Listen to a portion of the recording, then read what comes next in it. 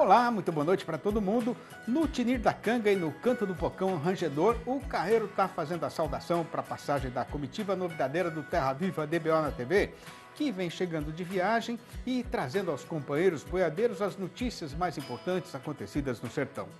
E para começar a função, a gente anuncia a apresentação da nossa prosa brideira do dia.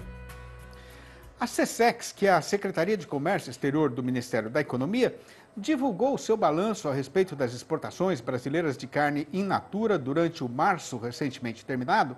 E, mais uma vez, o resultado foi que o mês terminou com um novo recorde no volume despachado lá para o estrangeiro pelos frigoríficos brasileiros, o que, aliás, já estava sendo esperado por todo mundo no mercado, né? Conforme o que veio escrito no relatório distribuído na praça, no período considerado foram embarcadas 169.400 toneladas do produto, o que representou um fortíssimo aumento de 26,6% na comparação com esta mesma época de 2021 e de 6,5% pareando com fevereiro do ano presente. A média diária pulou para 7.700 toneladas, um crescimento de 32,3% em 12 meses e de 12,4% de um mês para o outro. Já o faturamento total dos exportadores foi de 999.470 dólares, com média diária de 45.431 dólares, o que dá uma alta de 69,3% de março do ano passado para cá, e de 12,4% entre o segundo e o terceiro mês deste 2022 que está em andamento. E já pedindo perdão por abusar da numerologia, falta dizer que o valor da nossa mercadoria foi de 5.899 dólares por tonelada, ou 27,9% a mais do que no mesmo período de 2021 e 5,5% acima do mês anterior.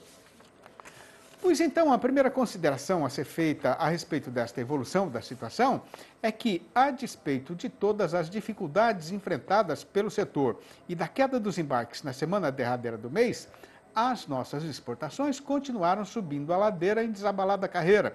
E isso é uma notícia de extraordinária importância nas atuais circunstâncias. Mas o caso agora é saber o que é que vai acontecer daqui para frente, principalmente em relação à questão cambial e à continuação da desvalorização do dólar em relação ao real. Conforme o companheiro boiadeiro tem bem recordação, no começo do ano atual, a moeda usada no comércio mundial estava na roda de R$ 5,60, né? Pois este valor agora despencou para a faixa de R$ 4,70, o que representa um forte corte na rentabilidade dos frigoríficos exportadores. E o pior é que não vai ser tão já que esta situação vai mudar. Por mais vivência que o sujeito tenha no eito e por maior que seja a sua sabedência e capacidade para tocar o serviço com mestiço, bem sabe o amigo que ninguém é perfeito, até porque quase todo dia chega uma novidade na freguesia, né? Nessas horas, será de serventia consultar um especialista, participando aqui da nossa conversa com o analista. Olá a todos, Felipe Fabres, zootecnista e analista de mercado da Scott Consultoria. Estou aqui hoje para trazer o fechamento do mercado de reposição em março e também a situação da relação de troca em São Paulo, que chegou no melhor patamar, considerando aí o bezerro de desmama, dos últimos 2 anos. Bom, o mercado de reposição, assim como o mercado do boi gordo, trabalharam pressionados ao longo de março. Quando a gente pega para analisar a última semana do mês, considerando todas as categorias, dentre machos e fêmeas e estados analisados pela Scott Consultoria, nós tivemos uma queda de 1,5% nas referências no final do mês, no encerramento de março, e quando a gente pega para analisar o comparativo deste mês com relação ao mês de fevereiro de 2022, a queda foi de 2,4%.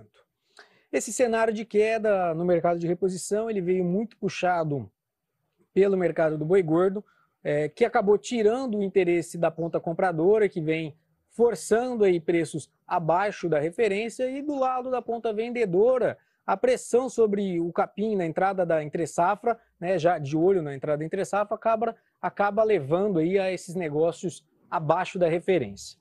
Com relação ao comparativo mensal, quem puxou essas quedas no mercado de reposição foram as fêmeas, com uma queda de 2,8%, considerando todos os estados e categorias monitoradas pela Scott, enquanto para os machos a referência ela caiu 2,1%, considerando também a média de todos os estados e categorias monitoradas pela Scott Consultoria. Dentre as fêmeas, a principal queda ficou pela bezerra, tanto de desmama quanto de ano, que caíram 3,3% ao longo de março. E para a gente ter uma ideia com relação à relação de troca em São Paulo, igual eu comentei no início da nossa conversa, o poder de compra para o pecuarista melhorou aí 3,9% frente a março de 22, isso para o bezerro de desmama, que atingiu o melhor cenário nos últimos 2 anos na Praça Paulista.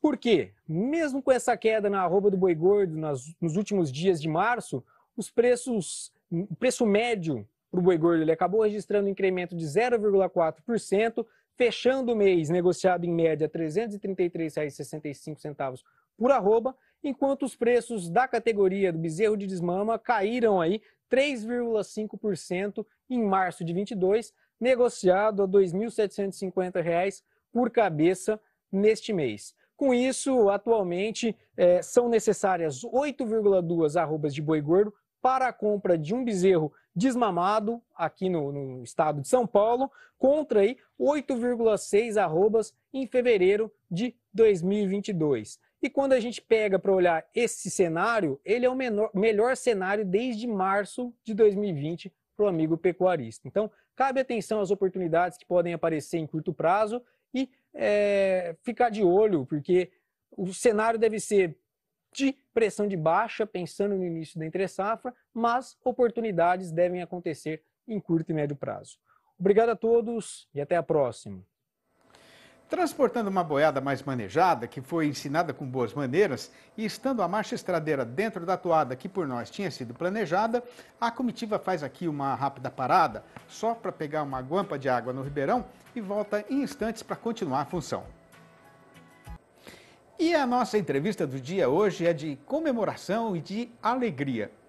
O caso que tem para ser contado é que neste mês de março, recentemente passado, uma das mais importantes publicações do setor agropecuário brasileiro completou nada menos que 40 anos de existência. E os companheiros boiadeiros, mesmo os que não são assim tão erados, têm perfeita sabedência de que eu estou falando da revista DBO, que circulou pela primeira vez no já muito distante ano de 1982.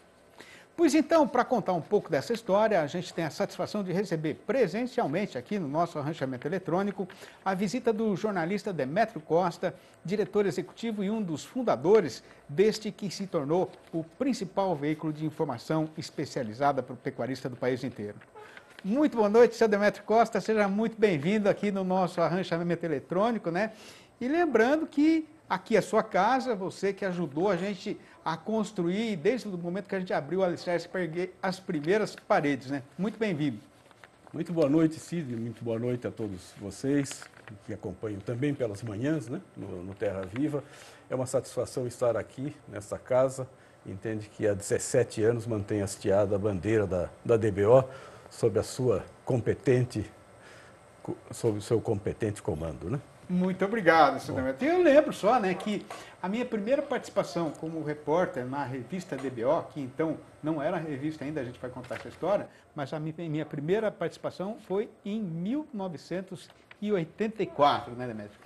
Mas depois de tanto tempo ainda tem muita gente que me pergunta, Demétrio, o que quer dizer DBO e por que foi feita essa escolha para o nome da revista?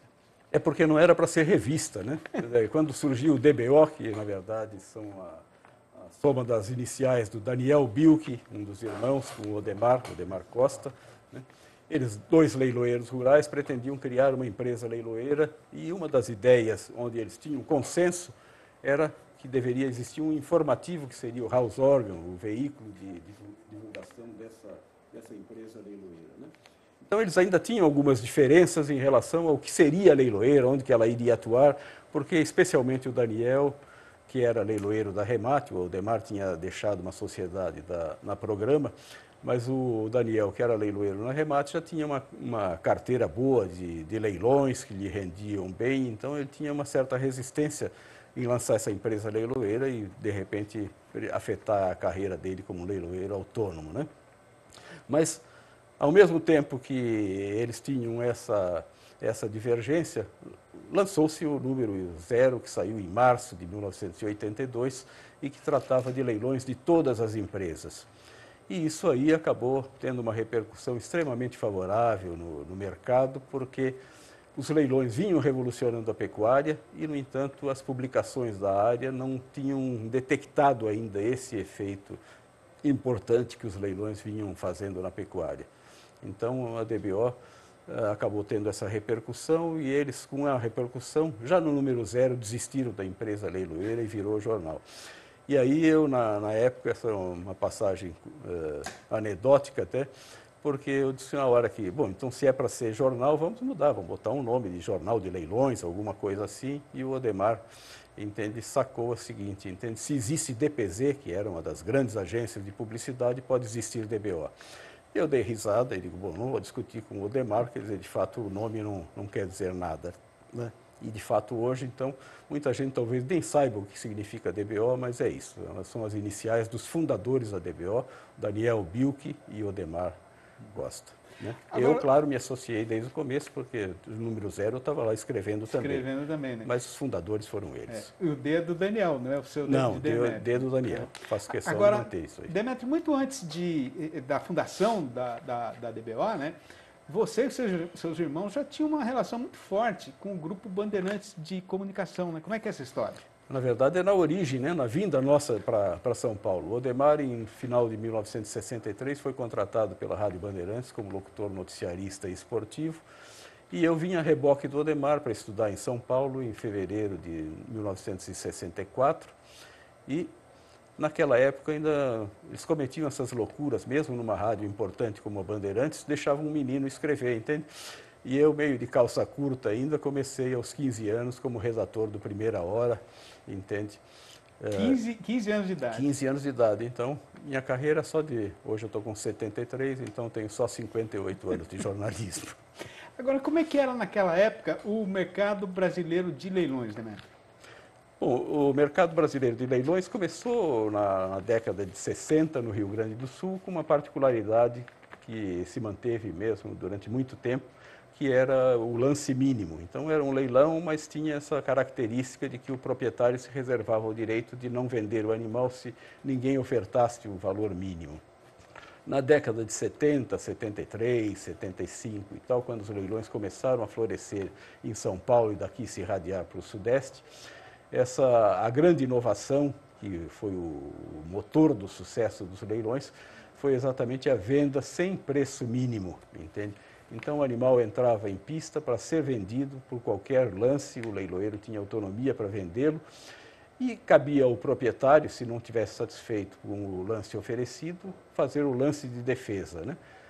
Com a ressalva de que se o lance de defesa fosse o último lance, ele teria que pagar a dupla comissão, quer dizer, a comissão de vendedor e a comissão de comprador também. Isso era um mecanismo também que foi instituído na época pelos dirigentes das empresas leiloeiras aqui de São Paulo e depois seguido pelas outras. Foi determinante para que o mercado fosse um pouco mais livre, né? Então o sujeito levava 5 animais, de repente um ele vendia por menos que ele esperava, 2 ele vendia acima, outro ele vendia mais ou menos pelo que esperava. Então foi criando-se uma cultura de que o que valia era mais ou menos a média daquilo que você levava, entende? E não adiantava brigar com o mercado, porque se o mercado não reconhece o valor do que você está oferecendo, é porque ele não vale o que você imagina que ele valha, né? Grosso modo, mais ou menos isso, né? Então, esse foi o grande motor do sucesso. E eu falei no começo que os leilões estavam revolucionando a pecuária, e esse foi um fator muito importante. Quer dizer, não dá para imaginar a pecuária que o Brasil tem hoje se não fossem os leilões, entende, para a difusão da genética, para facilitar toda essa negociação, que antes quem queria um animal tinha que visitar uma fazenda, visitar outra, tal. Os leilões trouxeram a mercadoria para frente do interessado, né? Muito bom. E essa foi a grande revolução que a revista DBO e o grupo DBO também ajudou a fazer, né? Eu tinha mais umas 20 perguntas aqui para fazer para você, até porque a gente participou de grande parte dessa história, né? Mas fica registrado, então, esse marco importante dos 40 anos da revista DBO, né? E parabéns para você, parabéns pelos seus irmãos, para toda a equipe, né, da revista e todo mundo que passou por ali em algum momento. E a gente vai ficando por aqui, então. Muito obrigado pela presença, Demetrio. Beleza, Sidney. Parabéns você. Tenho orgulho de você também ter participado dos primeiros anos da DBO e estar aqui hoje representando a DBO nesse importante canal Terra Viva. O orgulho é meu. Bom. Na roda de uma mexeriqueira carregada, plantada não se sabe por quem, na beira do córrego do Vintém, a comitiva resolveu fazer uma parada ligeira para descansar a boiada. Mas a marcha será retomada dentro de instantes e os companheiros já ficam avisados de que na parte derradeira da jornada, o assunto que por nós será tratado é o caso que está sendo passado com boi gordo no mercado, que tem a seguinte manchete chamadeira. Com pasto de baixa qualidade já em pouca quantidade, o pecuarista está tirando o gado terminado das invernadas e o comprador está aproveitando para descer o facão na cotação. É um minutinho só e o Terra Viva DBO na TV já volta. Apostando na qualidade da boiada que está sendo engordada e esperando a melhor oportunidade para apresentar esse gado no mercado, a gente passa agora a conferir com atenção o que está sendo falado a respeito do boi gordo e da sua cotação.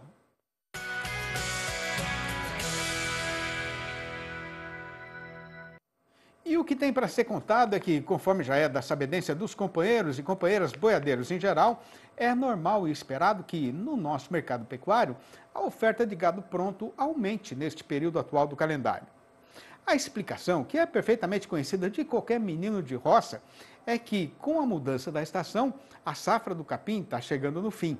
E, logicamente, que ninguém é besta de deixar lote terminado na invernada daqui para frente, porque o pasto vai perder qualidade e capacidade de continuar sustentando a boiada. Também é verdade verdadeira que o descarte de vacas parideiras está um pouco maior do que nos anos recentemente passados. E isso está ajudando o lado do comprador, que está cada vez mais faceiro no trecho com o facão derriçador de preço na mão. E repare, a amiga pecuarista, que essa pressão baixista em cima da cotação está acontecendo no começo do mês, quando todo mundo, especialmente o comerciante varejista, deveria estar otimista, reforçando o estoque de mercadoria na Câmara Fria para esperar a volta da sua freguesia por conta aí do pagamento do salário ao trabalhador empregado. Pois o entendimento da situação atual passa justamente por esta questão do comportamento do consumidor brasileiro que está saindo do seu roteiro costumeiro. E o problema continua sendo o mesmo que tem sido falado aqui quase todo dia, que é a forte crise provocada na economia brasileira pela conjuminação entre desemprego, inflação e queda no poder de compra da população. Juntando tudo, no balanço do dia da Scott Consultoria foram registradas mudanças nas cotações em 20 das 32 regiões pesquisadas no país inteiro, sendo todas no rumo de descida da ribanceira. Em Barretos e em Araçatuba, aqui no estado de São Paulo, o boi foi derrubado para R$ 319 e a vaca para R$ 280,50, a prazo e livre do fundo rural. Em Goiânia, a capital do Goiás, o macho caiu para R$ 299,50. Em Campo Grande, a capital de Mato Grosso do Sul, e também em Dourados, o boi voltou para R$ 297,50. Em Três Lagoas, o macho desceu para R$ 295,50 e a fêmea para R$ 276. No sudeste de Mato Grosso, o boi piorou para R$ 297,50. No sudoeste do estado, o macho escorregou para R$ 295,50 e a fêmea para R$ 278. No norte mato-grossense, a vaca foi rebaixada para R$ 281,50. Em Belo Horizonte, a capital das Minas Gerais, o boi já não vale mais do que R$ 288,50. No Triângulo Mineiro, o macho está por R$ 313 e a fêmea por R$ 271. No noroeste do Paraná, o fazendeiro está entregando boi por R$ 307,50 e vaca por R$ 281,50. No Rio de Janeiro, a vaca desandou para R$ 279,50. No Espírito Santo, o preço novo da fêmea é R$ 276. A vaca também caiu sozinha no Acre, valendo agora R$ 261. No sudeste da Rondônia, o macho desandou para R$ 280,50 e a fêmea para R$ 270 redondos. No sul do Tocantins, ninguém paga pelo boi mais do que R$ 283,50. No norte do estado, a vaca se largou para R$ 272. No oeste do Maranhão, o macho chega no máximo a R$ 282,50 e a fêmea a R$ 262. E em Pelotas, no Rio Grande do Sul, o boi variou para R$ 11,00 o quilo vivo, o que dá R$ 330 por arroba, enquanto a vaca recuou para R$ 10,25 o quilo, ou R$ 307,50 se o negócio fosse por arrobas. O Zé Ferreira tinha uma égua descorada, ganhadora de carreira, que com ele na sela e ela alinhada na raia, quando a ordem de largada era dada, essa alimária saía desabalada e deixava qualquer adversária na poeira. Mas um dia esse peão, cansado dessas correrias, resolveu se retirar da pista e vendeu a corredora velocista, que, para decepção do povo da freguesia, dali em diante nunca mais chegou na frente, deixando provado que bicho se afeiçoa com gente e fica magoado quando se sente abandonado. Esta é mais uma das prosinhas rimadas colhidas na minha lida versejadeira, que foram escolhidas para serem publicadas no meu quarto livro de poesia campeira, o Versinhos de Caipira, inteirou os 4.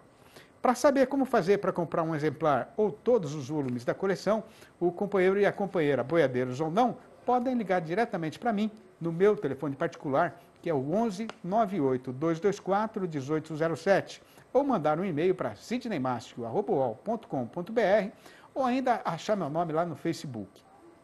E assim a comitiva chega ao fim de mais uma jornada, e enquanto a peonada já vai pondo de novo a boiada na estrada, a gente agradece a atenção que a nós foi dispensada e faz a despedida, deixando prometida a volta do Terra Viva DBO na TV para amanhã, às 6h30 da manhã e às 7h25 da noite. Um abraço dobrado para todo mundo e até lá então.